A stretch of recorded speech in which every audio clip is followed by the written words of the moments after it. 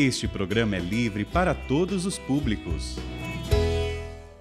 O Senhor esteja convosco. Ele está no meio de nós. Proclamação do Evangelho de Jesus Cristo segundo João. Glória a vós, Senhor. Naquele tempo, disse Jesus aos seus discípulos: Agora parto para aquele que me enviou, e nenhum de vós me pergunta: para onde vais? Mas porque vos disse isto, a tristeza encheu os vossos corações. No entanto, eu vos digo a verdade. É bom para vós que eu parta. E se eu não for, não virá até vós o defensor. Mas se eu me for, eu vos mandarei. E quando vier, ele demonstrará ao mundo em que consistem o pecado, a justiça e o julgamento. O pecado, porque não acreditam em mim. A justiça, porque vou para o Pai, de modo que não mais me vereis. E o julgamento, porque o chefe deste mundo já está condenado. Palavra da salvação. Glória a vós, Senhor.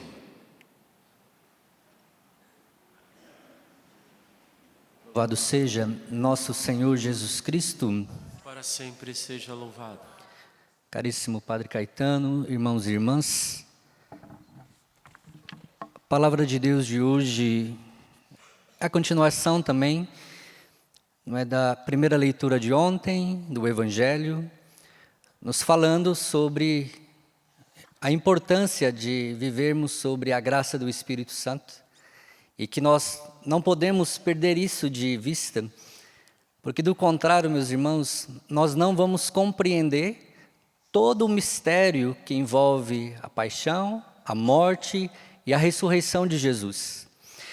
E o Evangelho nos mostra, não é, Jesus anunciando a sua partida deste mundo. Jesus fala da sua morte, e que só poderá ser entendido, então, à luz do Espírito.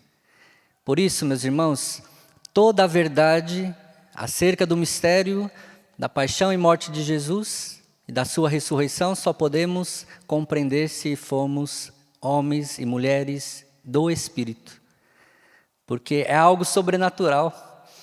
E nós somos seres espirituais.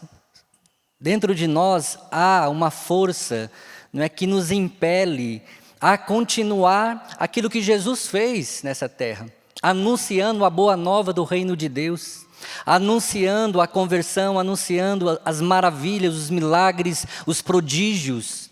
Tudo isso somos nós agora que iremos fazer sob a graça do Espírito Santo. Nada podemos fazer sem o Espírito Santo. E os discípulos só poderão dar testemunho de Jesus se entender quem é Jesus e qual o sentido pelo qual Jesus morreu e ressuscitou por nós. Nós só amamos aquilo que nós conhecemos, né? E nós só podemos falar daquilo que nós experimentamos. E nós só iremos, não é, causar na vida do outro um impacto de transformação de vida, de renovação de vida, de mentalidade, se eu estiver vivendo realmente essa graça da experiência pessoal com Jesus e da graça do Espírito Santo. De outra forma, meu irmão, minha irmã, nós não podemos tocar a vida das outras pessoas. É o nosso testemunho que vai gerar vida na vida da outra pessoa, que está ao nosso lado, por onde nós passamos. Por quê, meus irmãos? Porque nós vamos passar e já estamos vivendo esse tempo do quê? Da provação, da perseguição, da hostilidade. Por quê? Porque este mundo, não é, como diz a palavra de Deus, jaz do maligno. Então este mundo não vai compreender você que segue a Cristo, que quer se comprometer com a verdade, com o Evangelho de Jesus Cristo. Você vai ser perseguido porque o mundo vai nos odiar, porque odiou o nosso Senhor Jesus Cristo. Não compreendeu o que Ele veio fazer nesta terra, salvar a cada um de nós. E por isso, hoje, meus irmãos, nós precisamos compreender que nós iremos sofrer perseguições, mas elas serão intoleráveis a nós se nós não tivermos convencidos e seguros daquilo pelo qual nós seremos perseguidos, pela causa de Jesus. Quem não quer seguir Jesus pode ficar despreocupado, você não vai ter perseguição alguma. Mas se você quer seguir Jesus Cristo, de fato, vivendo, se comprometendo com a causa do Evangelho, prepare o seu coração para as provações, para as tribulações, mas nós temos a certeza de que Jesus nos falou, Ele enviará o Espírito Santo sobre nós para nos defender deste mundo. Você vai ser contrariado, você vai ser hostilizado, você vai ser deixado de lado, você vai ser ignorado, mas não se preocupe não. O próprio Jesus está nos garantindo que o Espírito vai falar por nós, vai nos defender. Mas se eu não tiver uma profundidade de intimidade com Jesus, com o Pai, como é que eu vou ser cheio do Espírito Santo? E precisamos muito hoje, meu irmão, minha irmã, deste Espírito que reforça os nossos corações, que torna evidente as razões para crer e que dá coragem para nos opormos à mentalidade deste mundo cada vez mais seguro de si e mais sedutor. Entende, meu irmão, entende, minha irmã, que a graça do Espírito Santo é para nós a nossa fortaleza.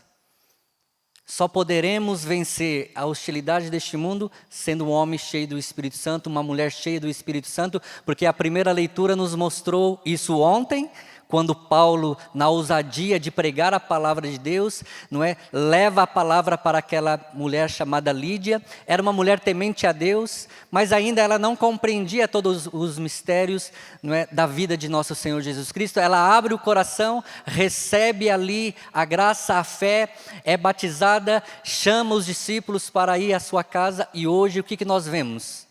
Nós vemos um testemunho de duas pessoas que realmente colocaram a sua confiança, a sua segurança em Deus e não em si mesmo, Paulo e Silas. O autor da carta dos Atos dos Apóstolos, que é Lucas, ele quer incutir nos seus leitores o quê? A segurança e a confiança em Deus. Porque quando os apóstolos foram presos lá na cidade de Filipos, não é? Que é uma cidade cara ao coração de Paulo, eles foram presos, eles foram açoitados, eles foram ali, não é, colocado algemas nos seus pés, nas suas mãos. Mas o que é interessante? Que Paulo e Silas começam o quê? A louvar a Deus dentro da prisão, para mostrar, mesmo preso, se nós somos homens do Espírito, nós somos homens livres. Nós não tememos a morte, nós não tememos os açoites, nós não tememos a perseguição, porque somos homens e mulheres do Espírito. E aí o que acontece? Coisas extraordinárias dentro daquela prisão, quando eles começam a louvar a Deus naquela situação que eles estavam vivendo. O que acontece? Um grande terremoto, abala as estruturas daquele cárcere, as portas são abertas, mas existe ali um homem, um carcereiro, um oficial romano, que começa a ter medo quando viu que as portas estavam abertas. O que ele quis fazer de imediato? Tirar a própria vida. E Paulo grita, não faça isso, estamos todos aqui. É o testemunho sereno, um testemunho tranquilo de uma pessoa, de um homem, de Deus que colocou a sua confiança e a sua segurança nele. Eles poderiam ir embora, mas é pelo testemunho, não é, da confiança e da segurança em Deus que eles puderam tocar a vida daquele carcereiro. E aí o que o carcereiro fala? O que me impede de receber a salvação? E Paulo, crê no Senhor Jesus e será salvo tu e todos da sua casa. Imagine se Paulo e Silas tivessem ido embora. Não teria alcançado o coração daquele homem. Não teria provocado uma conversão, uma mudança de vida. O que eles fazem depois? O carcereiro leva Paulo e Silas, lava as feridas, convida para sua casa, não é? Prepara um jantar para eles. Por quê? Porque o testemunho de um homem de Deus, de um homem cheio do Espírito Santo, foi capaz de tranquilizar o coração daquele homem. E ali, a partir, eles proclamaram, não é, falaram de Jesus para aquele carcereiro e ele encontrou a fé. Meu irmão, é o seu testemunho de vida que vai mudar a vida de tantas pessoas. Dá uma olhadinha para a pessoa do seu lado aí. Talvez ela precise de conversão. E é você que vai ser esse testemunho, essa testemunha de quando ela fraquejar na fé, de quando ela querer desistir, quando ela se sentir desanimado, desanimada. Você precisa ser este testemunho que mesmo na tribulação, que mesmo nas dificuldades, nós precisamos confiar em Deus. A nossa segurança está em Deus. A minha confiança, a minha fé está em Deus, que luta por mim, que vela por mim, que intercede por mim e que derrama sobre nós o Espírito Santo. Se nós tivermos essa coragem de nos lançarmos, mesmo quando nós passamos por uma enfermidade, quando nós passamos por uma crise financeira, o desemprego, a desestabilidade familiar, nós não podemos nos desesperar, mas ter serenidade, ter tranquilidade, ter maturidade, de que aquilo que eu experimento, Jesus vai realizar na minha vida. Porque senão, meu irmão, minha irmã, a gente vai começar a vir à Santa Missa, rezar, e na hora que eu preciso colocar a minha fé em prática, eu volto atrás. Por isso nós não podemos ter medo. Quanto mais eu me aproximo de Jesus, quanto mais sou íntimo do Espírito Santo, mais eu vou ser um homem fortalecido na minha fé. Pode vir as enxurradas, pode vir as tribulações, pode vir tudo.